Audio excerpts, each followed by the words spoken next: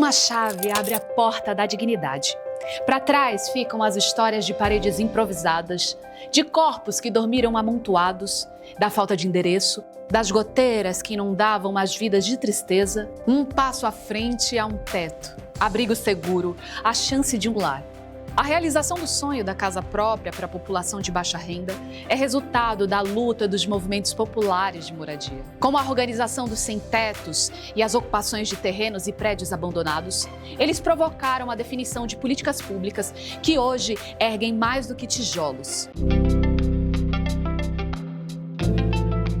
A Gilvânia morou em cortiços, foi à luta, superou preconceitos e hoje tem casa e novas possibilidades.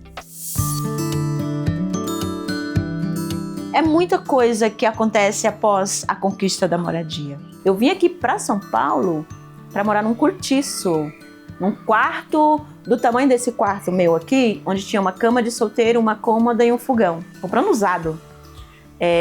O valor de um cortiço, de uma pensão, chamavam pensão, era caríssimo, um absurdo, para dividir o banheiro com mais de 20 pessoas, para enfrentar fila para lavar roupa, para tomar banho, para tudo tinha fila. Mas o sonho da casa própria, o desejo, já nascia há muito tempo. Em 2002, teve a primeira invasão desse terreno aqui, a gente ocupou, não pelo movimento MTST, por uma organização do povo mesmo.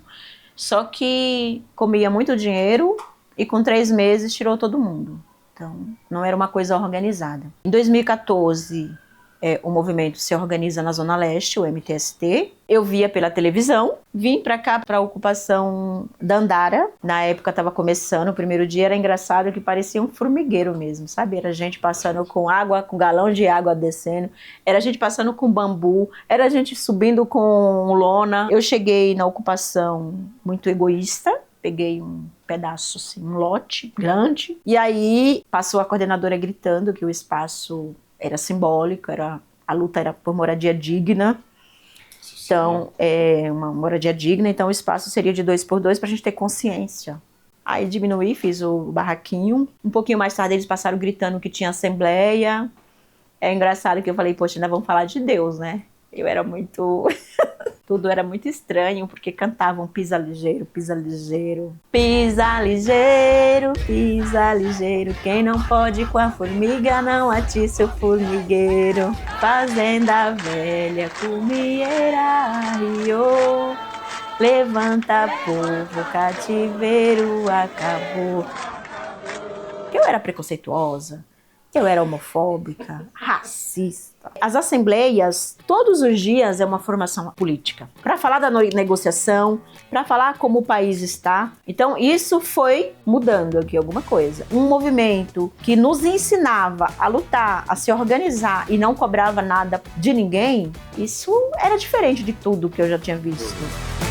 Um ano depois que a gente estava no terreno, a gente já teve vitória de negociação, Coab e a construtora que estava aqui. A gente fez muita luta para isso. Na entrada do Temer, em 2016, ele cortou o programa Minha Casa Minha Vida. Então a gente precisou fazer um acampamento na Paulista de 22 dias para que esse programa voltasse. E com as nossas lutas, com as nossas manifestações, a gente conseguiu, pela Caixa Econômica, pelo programa Minha Casa Minha Vida Entidades, mas o movimento participou todo o tempo. Aqui a gente estava querendo que fosse 800 apartamentos, mas não deu a negociação, diminuiu para 216. Pessoas de baixa renda, pessoas que ganhavam de 0 a R$ 1.800. Poderiam estar desempregadas, não tinha problema, não tenho problema com nome sujo. A maior, assim, emoção é de saber que ali, aquele barraquinho de 2x2, vai ser um apartamento de 50 metros quadrados. Que é o quarto do Gu, seu banheiro, meu quarto. E o bom de tudo aqui, que tem um céu do lado. Sem pagar o aluguel, pagando essa prestação mínima, que é um valor mínimo que a gente paga aqui. A gente paga no valor de R$ 170 de prestação. A gente paga em torno de 176 o condomínio. Então, é uma prestação, juntando o condomínio, muito barato. Onde sobra um dinheirinho pra gente comer melhor, pra gente viajar. É muita coisa que acontece após a conquista da moradia. Tô estudando. Eu tô terminando com o colegial ainda. Esse ano eu finalizo, com fé em Deus. Eu vou fazer políticas sociais, políticas públicas. Tudo voltado pra política, porque eu já tô fazendo. E sei fazer na prática já. Eu me tornei ambulante em 2019 e comecei a vender a tapioca. A gente conseguiu, depois que passou a pandemia, fundar o Movimento dos Trabalhadores Sem Direitos. Todo mundo da informalidade. O papel do movimento MTST, dos movimentos sociais, é conscientizar e organizar a sociedade para lutar por direitos. Quando a gente tem essa consciência de organização, né, de que a gente junto, o povo unido, transforma a sociedade, transforma a sua vida, a gente transforma. Aqui hoje a gente tem a nossa casa, mas a gente luta para que o transporte venha. Hoje eu faço parte do conselho gestor da UBS aqui do Laranjeiras. A gente tem que lutar por mais direito na nossa comunidade. Organizados, a gente é muito mais forte. Essa casa foi conquistada com luta. Amália e Viviane foram jogadas no olho da rua. Agora, mãe e filha têm apartamentos com vista bonita para o centro de São Paulo e doam um trabalho voluntário ao Sem Teto. Eu era camelô do Brás. Pagava aluguel caríssimo. Tinha época, meu filho, que eu não podia ver um carro da Eletropaulo virando a esquina, que eu corria para saber se não tinha cortado minha luz. Eu jogava as contas para cima. A que eu achasse que estava mais necessitada que eu pagava. Tomava dinheiro de um para pagar uma conta. Eu, com 16 anos de idade, eu, minha mãe e meu irmão, a gente morava na Rua do Hipódromo. E a minha mãe, por ser uma mãe solo, ela não tinha condição de pagar aluguel. E a gente foi despejado. Foi dias bem difíceis, porque a gente acabou indo com todas as nossas coisas para a rua. Foi quando eu conheci o movimento de moradia. Logo no primeiro mês, o rapaz ofereceu para mim o Bolsa Aluguel, né? Aí logo surgiu esse prédio aqui. O dono do prédio, ele tinha morrido. E o filho dele já estava perdendo o prédio para a justiça. Aí a gente foi na Caixa, junto com todos os órgãos públicos. E a gente conseguiu que a Caixa comprasse e colocasse, habilitasse as famílias para morar aqui. Eu mudei para cá em 2005. Foi maravilhoso, porque além de eu pagar aluguel, eu tinha 2 filhos, era separada e a vida era uma luta, né? Conheci o movimento de moradia quando eu estava grávida da minha filha, através da minha mãe. Minha mãe conquistou a casa dela, acabei morando nessa casa um tempo a mais, logo depois eu separei. Durante 6 anos, mais ou menos, morei com ela até a conquista da casa. Hoje eu já quitei o apartamento, aqui são 56 metros. Para mim tá ótimo. Além de tudo, de eu estar morando bem, num lugar bem localizado, eu aprendi muito, fiz vários cursos. Hoje eu entendo bastante de política. Aqui são 245 famílias, divididas em 3 blocos. Aqui é pelo Minha Casa Minha Vida Entidades. Porque a gente tem o Minha Casa Minha Vida, que é comercial, que é da construtora. O Entidades, ele representa as famílias de baixa renda. Então é assim, quanto no Marisa ou Letícia que hoje uma família paga? Basicamente 10% da sua renda. Renda para você poder acessar aqui a moradia era de R$ 1.600 a R$ 2.300. Quanto tempo que uma família ela leva para poder quitar esse programa? 5 anos.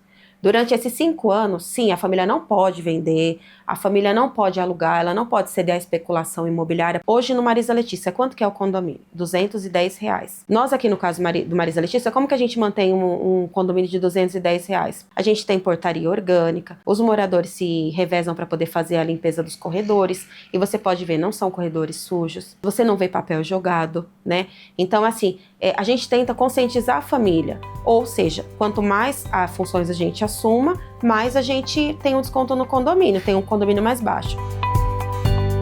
quando que o movimento ele vai para disputar um terreno? Porque se ele ocupou um terreno, pode ter certeza que esse terreno ele já está não cumprindo a função social, né? Ele não está atendendo aos requisitos, ele está parado. Com certeza esse terreno ele já está devendo muitos impostos para o governo. Então o que o movimento faz? Uma luta legal. Então a gente disputa um edital, a gente espera ser aprovado tanto com valor de custo quanto que vai prever para ver se essa obra é viável.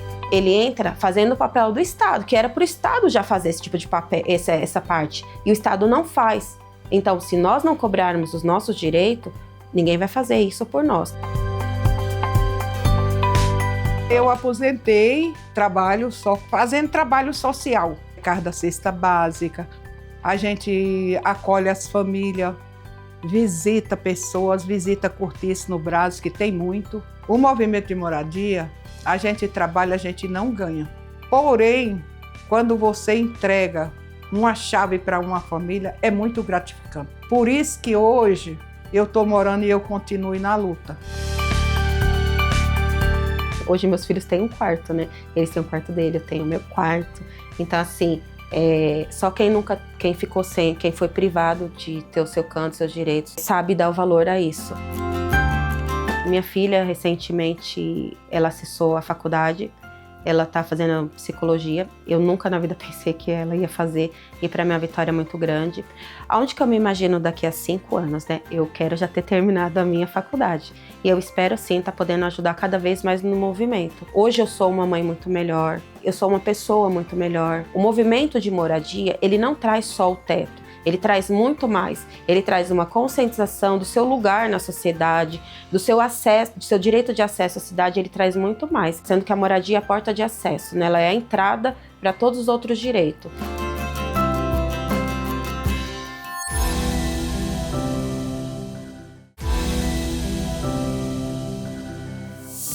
Fátima viveu com uma filha em quartos minúsculos, em alojamento cheio de goteiras.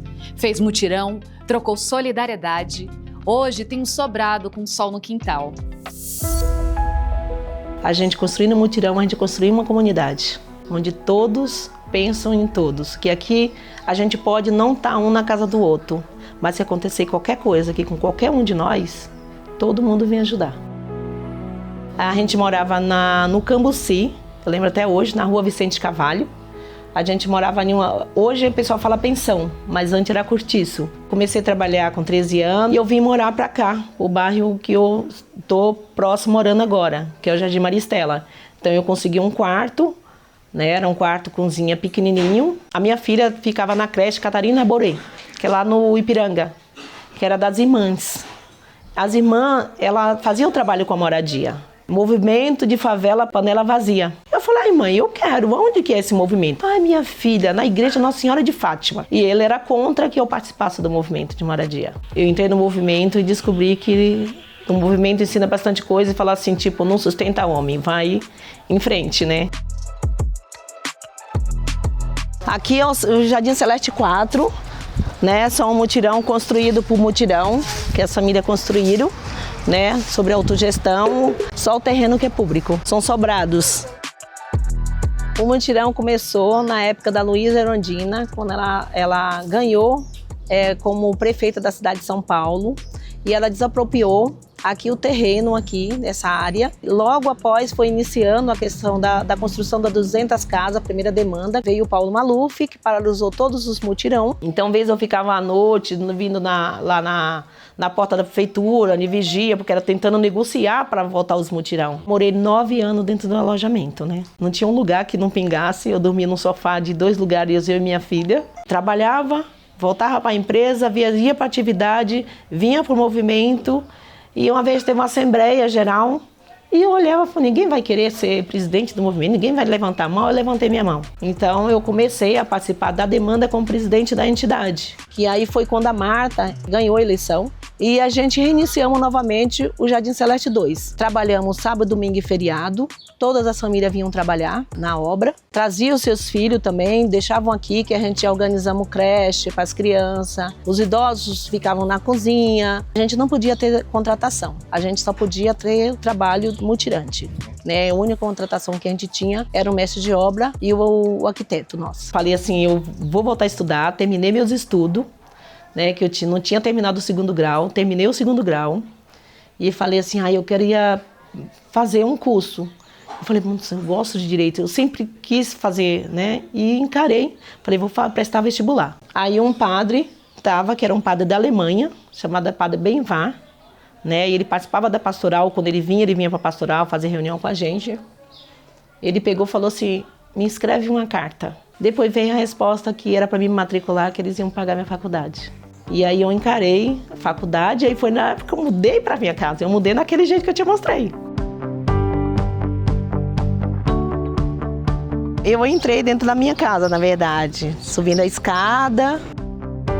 Aqui, gente, foi meu banheiro. Olha o jeito que era o banheiro, né? E mudei para cá, porque aqui eu tinha segurança com a minha filha. Primeiro mês de faculdade, mês seguinte, comecei em janeiro, fevereiro. Em março, eu fui chamada para ir na Alemanha e fazer uma troca de experiência de moradia na Alemanha e na Bélgica. Hoje eu trabalho dentro do movimento de moradia, porque eu acho que foi o movimento que me deu a oportunidade no jurídico, na União dos Movimentos de Moradia. E hoje nós estamos construindo por autogestão esse que é o projeto da Andara. Não, são 13 andares, apartamento de 57 metros quadrados, com 2 dormitórios também, sala, cozinha e banheiro. Acho que meu sonho ainda não terminou, mas o sonho que eu tive de ter uma casa, eu acho que foi uma conquista. Então aqui é minha sala, né? Toda a casa é arejada, bate-sol, né? Que tem um banheiro e tudo. Tem a cozinha, né? Tem um quintalzinho, que é a área de serviço, lavanderia. E o quintal que bate sol, que é o que eu sonhei. Então, a partir da moradia, eu acho que a gente tem todas as outras conquistas.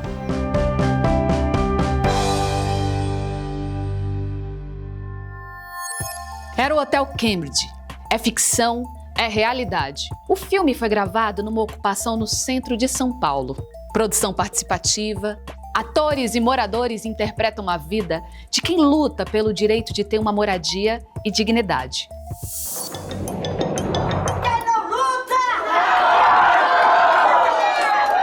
É um filme que se passa todo dentro de um prédio ocupado, onde os personagens convivem no dia a dia, então são personagens muito diferentes, né? Tem os refugiados, junto com os trabalhadores de baixa renda. É uma luta deles por denunciarem primeiro a falta de moradia e também para tentarem não ir para a rua, ficarem no prédio, né? Os moradores vinham com um mito de novidade e, ao mesmo tempo, desconfiança, né? Ficaram praticamente meses lá dentro do prédio, né? O cenário foi maioria dentro do prédio, né? Fora as ocupações, o despejo, que aquilo ali é real. Às vezes fazer um filme é um jeito de você mergulhar no problema, né? Na pesquisa, no roteiro, depois fazendo com os próprios personagens. Quando Eliane nos propôs, nós já tínhamos um outro amadurecimento. Nós não queríamos ser mais um centro de uma pesquisa. Nós queríamos também ser o integrante, participar efetivamente dessa pesquisa, né? Então, a proposta que eu fiz a ela foi a seguinte: eu aceito, desde que você passe uma temporada conosco para entender realmente como é que o movimento funciona. Não pelo seu olhar, mas o olhar do cotidiano. Quem somos nós realmente? A participação, o vínculo que se estabelece com essas pessoas é o que vai fazer a argamassa de tudo. Primeiro, porque existe um repertório gigante que a gente não domina, que é deles. E também como uma maneira de pensar o cinema ser um instrumento de fato, de transformação, não pensando ele como resultado final, como sai o filme no final, mas no processo. Eu fui convidada para participar da leitura, que ali teria os possíveis atores e atrizes. Quando eu vi a minha interpretação, eu disse, essa não sou eu não, né? Não sou eu não. Aí a Inês Figueiró, que é a roteirista do filme, Futucou Eliane Café e disse, se chamar ela para ser ela mesma. Nós vamos fazer, nossa festa é hoje. Eles trazem o repertório deles, eles sabem muito mais do que a gente sabia sobre como organizar uma festa. Festa é a ocupação, né?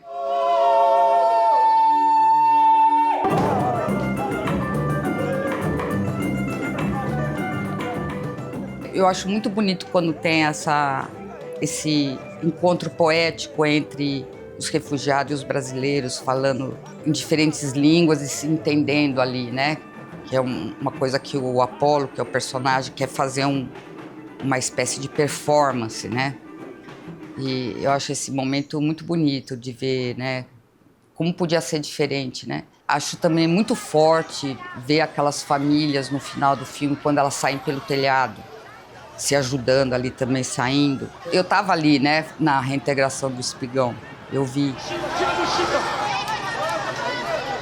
É uma coisa que você não esquece, é uma imagem que você não esquece.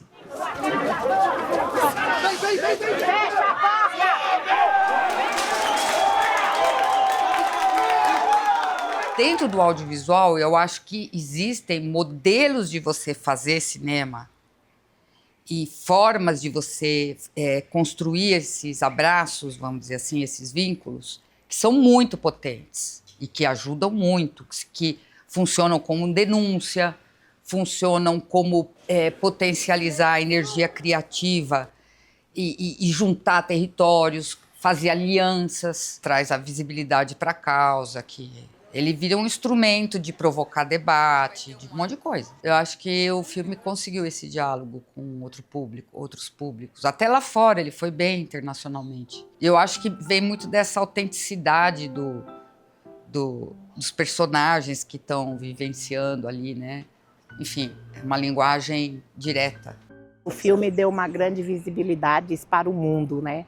Para o mundo, porque a gente não teve assim o libido de não nos apresentarmos quem éramos. Tem problema, tem briga, tem descontentamento, mas tem gestão, tem coerência. E ao contrário do que alguns nos rotulam, a gente estava mostrando que a gente segue exatamente o que a lei diz. O filme também traz a relevância da gente preparar a demanda. Não é só por participar de um movimento. Essa demanda, essas pessoas têm que ter documentação em dia, essas pessoas têm que saber que consumo é pago, né, que vai morar num condomínio, que tem que pagar, que tem despesas e que despesas essas não é o Estado quem vai dar. Não é porque criou um programa de habitação social que as pessoas vão dizer que vai ter de graça. Ao contrário, o financiador dessa habitação social é um banco e é a Caixa Econômica Federal. Eu acho que ele foi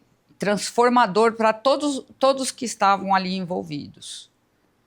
Tanto que terminou o filme, eu não conseguia sair do movimento. Eu me filiei ao movimento, fiquei no movimento, muita gente da equipe também. Para as lideranças e para Carmen, que é uma mulher com visão, muito inteligente, ela soube potencializar essa experiência. Quando o filme ganha o Festival de São Sebastião, que eu vou para São Sebastião, e aí eu sou urbanista, né? Então eu percebo que a Europa conserva a sua origem.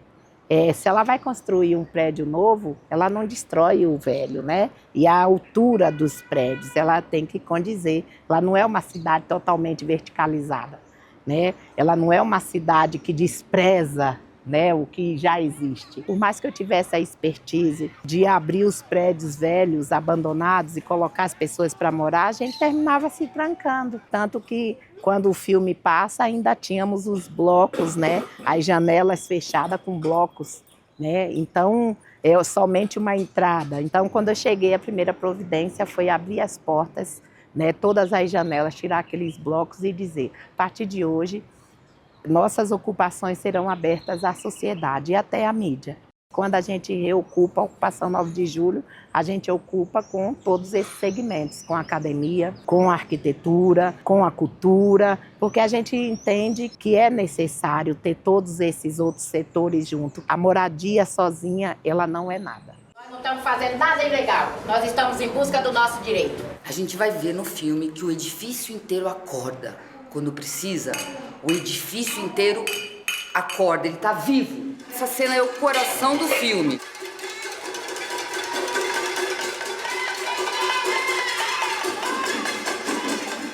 Eles ocupam territórios, ou prédios, ou edifícios que estão sem função social da propriedade, estão abandonados, isso é contra a lei. Eles resgatam as áreas urbanas onde eles entram, essas ocupações. Além disso, eles começam uma circulação ali no bairro. Então, eles mudam a vida do bairro. É muito difícil as pessoas entenderem, né? A grande mídia, as pessoas que divulgam isso com outro olhar, divulga como invasão, né? Depois da mídia alternativa, depois de vários canais, como a TVT, inclusive, eles já começam a ter uma amplitude maior. Por exemplo, a gente já recebia aqui o Estadão, onde o Estadão diz que nós somos uma icônica ocupação, né? Eu ainda acho que é devido à ocasião.